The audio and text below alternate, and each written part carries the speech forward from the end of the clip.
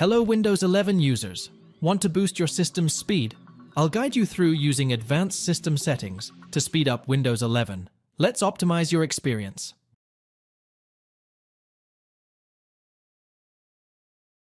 Open the Windows search function and type in View Advanced System Settings. Click on the topmost result. Here you will be provided with Performance Settings, User Profile Settings, and Startup and Recovery Settings. Inside the Performance Settings, you can tweak your visual elements, which can slow down your computer sometimes. By adjusting your settings for the best performance, you will be able to have a better and faster user experience.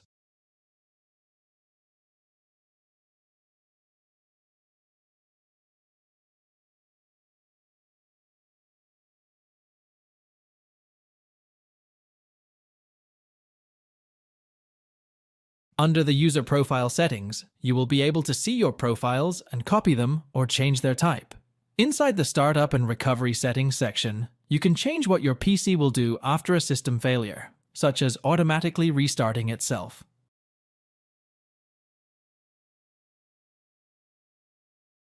Thanks for watching. If it helps, make sure to hit like and subscribe.